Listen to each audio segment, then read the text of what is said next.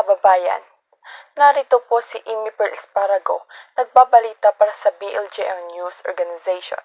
Isang trahedyang naganap sa isang babaeng OFW kung saan umano'y siya ay nagtangkang ipagtanggol ang sarili laban sa umano'y pang-aabuso ng kanyang amo.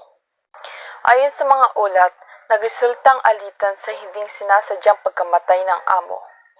Ang kasambahay na tatawagin na lamang natin bilang Jane Agustin ay dinala sa kritikal na sitwasyon habang nagtatrabaho sa ibang bansa. Kasalukuyang iniimbestigahan ng mga otoridad ang pangyayari upang matukoy ang eksaktong mga detalye at ang mga dahilan ng trahedya. Ang Embahada ng Pilipinas ay kasalukuyang nagbibigay ng tulong at suporta kay Jane Agustin. Ang insidenteng ito ay nagpapakita ng mga hamon na kinakaharap ng mga OFW at ang pangangailangan ng mas malawak na proteksyon para sa kanila. Patuloy nating susundan ang pangyayaring ito at magbibigay kami ng mga update sa mga darating na araw. Ito po si Amy Pearl Esparago, nagbabalita para sa BLJO News Organization. Maraming salamat at magandang gabi sa inyong lahat.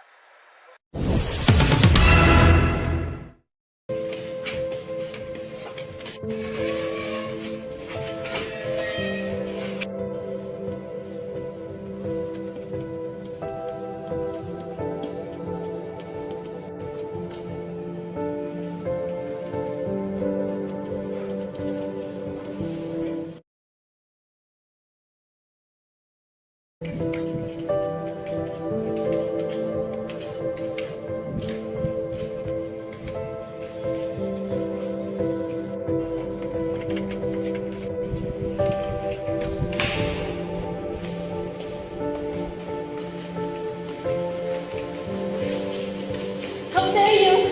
You killed my husband!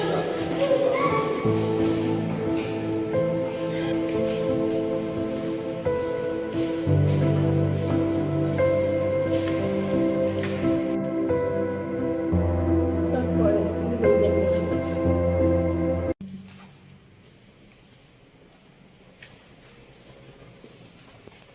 Please rise. The court is in session. So we're here in front to discuss the case of Muhammad Khalifa and Tina Cruz. Good morning, Your Honor. I'm Rosana Madid, and this morning I'm representing Tina Cruz from the Philippines, who was accused of killing Muhammad Khalifa. So I'm here to represent the case of Muhammad Khalifa. I am Attorney Shala Nahasa. Your Honor, this is the evidence used to kill Mr. Muhammad Khalifa. The victim received 3 stab wounds in their stomach because of his death. Inside of this envelope shows the evidence.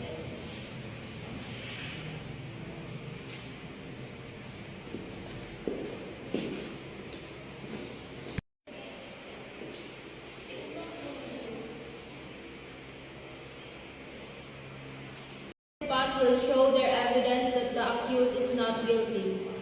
I, Mia Khalifa, promise to tell the truth, but nothing the truth. If I lied, I must face the consequence of perjury. About 12 p.m., when I got home, at first I was wondering why it was fun, especially when I did not see Tina right away. I looked from them in the house, but there's no one, until I went to the kitchen. He was full of blood, while Tina was sitting not far from husband's body. He was sitting there with the knife she used to kill my husband, next to her. She should die for killing my husband. My name is Tina Cruz, and I'm the maid of Mr. and Mrs. Khalifa, and I was accused by murdering Mr. Muhammad Khalifa. And one morning, while I was cleaning the living room, he approached me, and I was surprised when he suddenly touched me and told me he had something to show me. At the first, I didn't want to come, but he started pulling me. He did it several times. I almost wanted to leave, but I needed money to treat my mother illness. I was scared and I didn't know what to do.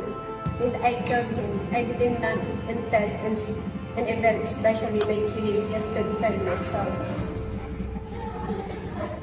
The accused find guilty with unreasonable doubt of crime murder. The accused sentenced to have death penalty by shooting. Case adjourned.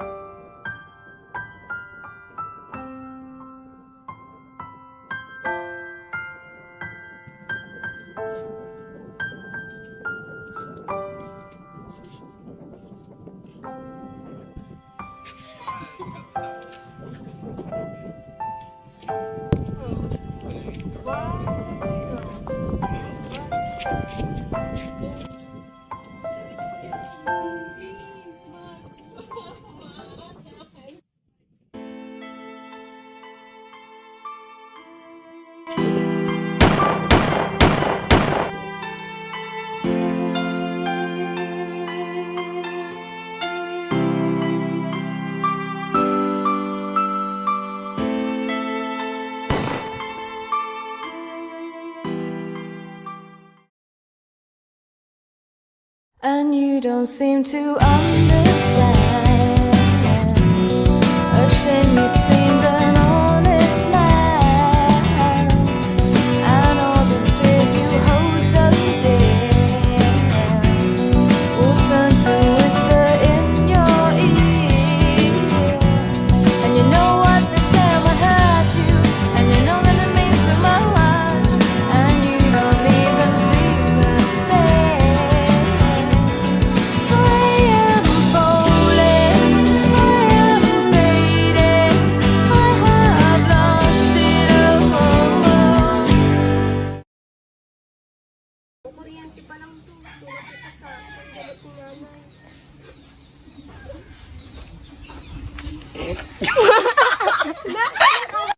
Kuryente pa lang to. Malaki ang panggamot ni mama dito. Gato ka ng trabaho? Daw sa butong Bingo Plus.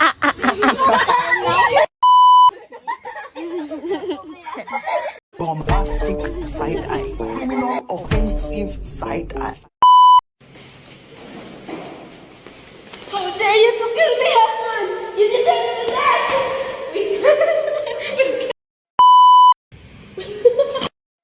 Good morning, Your Honor. So I'm here to represent...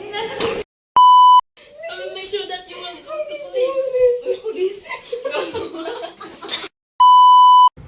I am Mia Khalifa. Promise to tell the truth, but not the truth.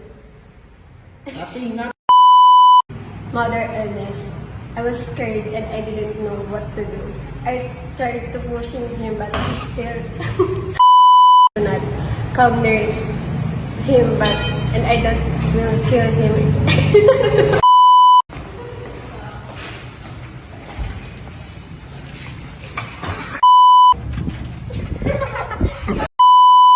This is the evidence used to kill Mr. Califa. The evidence received through his stab wound in his stomach. This is... and...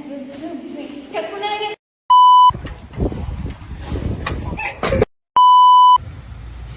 About 12 p.m. when I got home. At At first, I was wondering why I was hurt.